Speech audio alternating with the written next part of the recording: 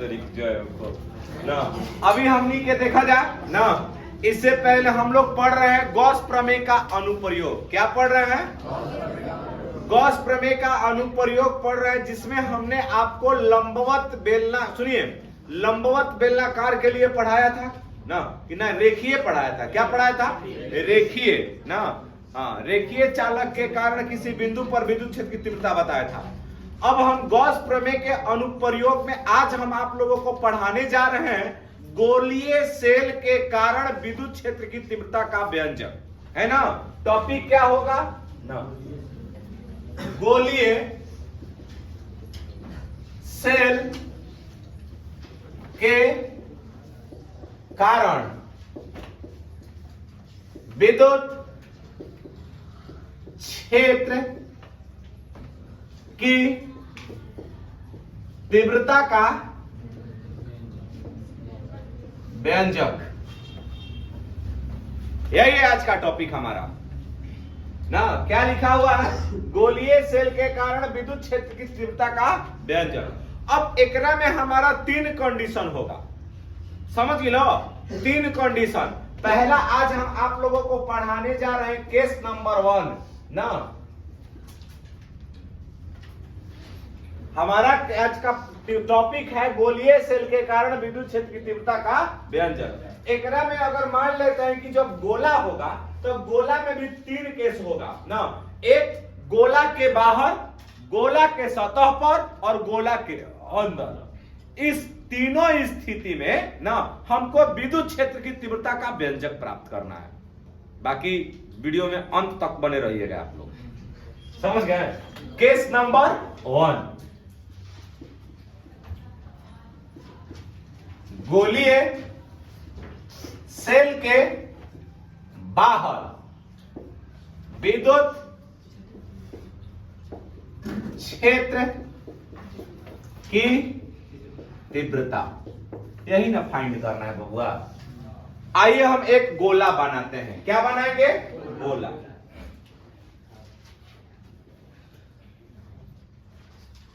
गोला का पृष्ठ क्षेत्रफल आप लोगों को याद है ना?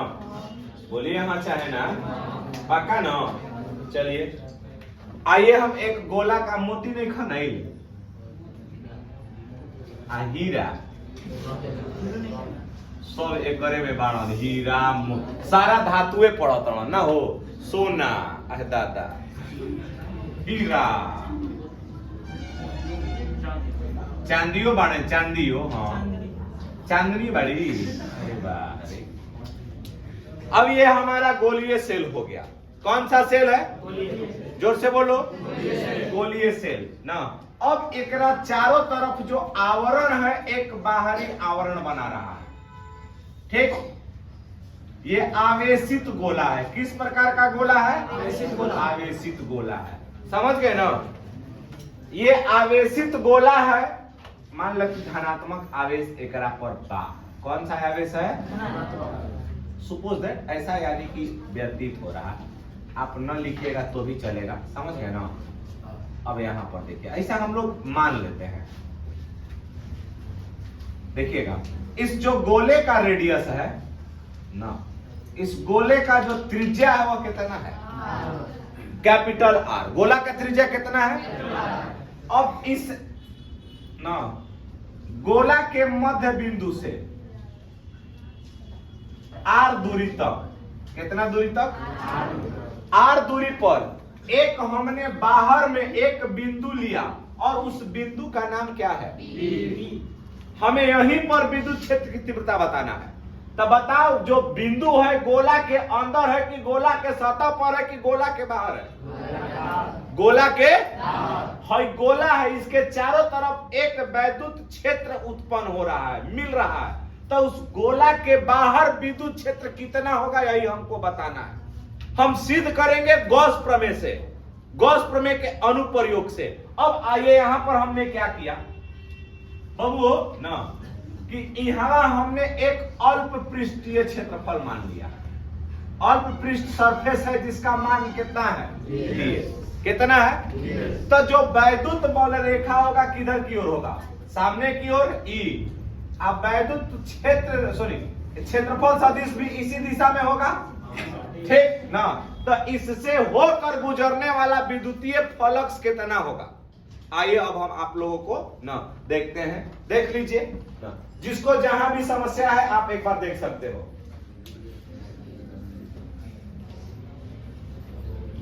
हो गया? बोलो, अब लिखिए, सॉल्व करते हैं ना। गोले के केंद्र से r दूरी पर एक बिंदु ना P स्थित है, P स्थित है, ठीक ना, जहां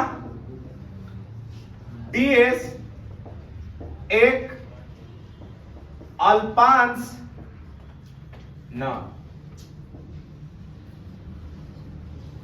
क्षेत्रफल है जो गॉसियन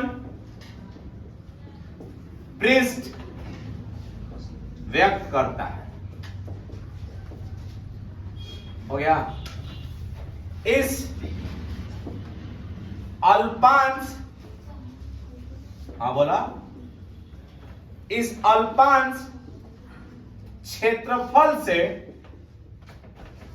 होकर गुजरने वाला, कौन वाला? गुजरने वाला ना कुल विद्युतीय फ्लक्स ना बताओ कितना हो? डी फाई हो तो तब बबुआ अगर हम लोग डी फाई लेते हैं ना, तो एक चीज समझिएगा तो ना साहब ना, तब बताओ कि डी फाई बराबर हमारा मान क्या मिल जाएगा? बताओ, जोर से बोलो। ईडीएस डायरेक्ट हो सकता है ना। अच्छा, अब बताओ कि डी फाई बराबर मान क्या मिल सकता है? ईडीएस कॉस कितना? EDS cos theta. तो अब बताओ कि यहाँ पर जो डीएस है और ई है, इन दोनों के दिशा किधर की ओर हो रही है? बोलिए, आगे की ओर हो रहा है ना। तो इस कंडीशन में हमारा डी फाई बराबर, तो थीटा बराबर क डिग्री होगा? तो बताओ यहाँ पर ईडीएस और कॉस कितना डिग्री हो जाएगा? तो बताओ बबुआ जी ना, कॉस 0 डिग्री के मान कितना? बोलो 1 ना। तो बताओ हमारा डी फाई बराबर मान खाली का मिल गया? बोलिए, ईडीएस हो सकता है ना। अब यहाँ पर देखिएगा, हमने इसको समीकरण नंबर कितना कह दिया? बोलो। अब तरी सुन, यहाँ पर बताइए, ये तो अल्प है, पूरा के लिए, पूरा गोला के निकालने के लिए हम लोग यहाँ पर क्या करेंगे? तब बताओ क्या लिखेगा? दोनों तरफ क्या करने पर? दोनों तरफ समाकलन करने पर। तो जब दोनों तरफ आप समाकलन कीजिएगा तो समाकलन के चिन्ह आ का लिखबो? डी फाई आ बराबर का हो जाएगा? ईडीएस। डी फाई बराबर का हो जाएगा? तो बताओ यहाँ पर ना, डी फाई का इंटीग्रेशन का हो जाएगा? फाई का मिलेगा, डीएस का इंटीग्रेशन एस। तो ये बताओ एस क्या व्यक्त करता है? पृष्ठीय क्षेत्रफल ना। क्या व्यक्त करता है? पृष्ठीय क्षेत्रफल। तो जब ये व्यक्त करता है पृष्ठीय क्षेत्रफल एस ना, तो इसमें से ये बताइए कि एस के जगह पर हम क्या लिखेंगे? बोलो बोलो। गोला का पृष्ठीय क्षेत्रफल। तो जब गोला का पृष्ठीय क्षेत्रफल लिखेगा तो त्रिज्या हम हई वाला लेंगे, ये आर हम यूज करेंगे कि हई आर यूज करेंगे? बोलो, छोटा वाला यार यूज करिएगा। अच्छा ये बताओ ना, ये कहता हूं छोटा वाला हमारा निकाले के बाद पॉइंट कहां? तो इसके चारों तरफ आवरण जो बन रहा है विद्युत क्षेत्र का, तो क्या वो भी वाला गोलीय ही ना बन रहा है वो, लेकिन गोला से क्या है? दूर। तो हई वाला आर लेंगे कि हई वाला? बड़ा वाला कि छोटा वाला? गलत बात। हम सतह पे नहीं न कहत। अब जैसे ई गोइल बड़न बाहरा कमाए, आइकर अगुआ गेलन बरछिया करे ना, बोलो हाँ बिना देखले। तो अब बताओ आज के वीडियो कॉल के जमाना ऑनलाइन लोटा पर हो जाएगा नहीं जा। अब यही पे कुछ कह दे तो कभी कहते ना, भैया देखा जा तो ई वाला आर यूज करेंगे क्योंकि हमको पी तक कौन जाता, छोटका यार की बड़का यार, छोटका यार ना। तो हई वाला बताओ एस के जगह पर, मतलब कि हम जब लिखेंगे ना तब बताओ यहाँ पर बबुआ फाई बराबर का हो जाएगा, ई गुणे आ एस क्या है पृष्ठीय क्षेत्रफल। तो किसका पृष्ठीय क्षेत्रफल बोलो, तो गोला के पृष्ठीय क्षेत्रफल का हो जाएगा 4 पाई के तना 4 पाई हाँ या ना बोलिए। फाई बराबर ई गुणे 4 पाई आर स्क्वायर। हमने समीकरण नंबर 11 के कितना कह देनी जाना, हमनी के निकाले के का बा ई के मान क्या कहता, गोलीय सेल के बाहर विद्युत क्षेत्र की।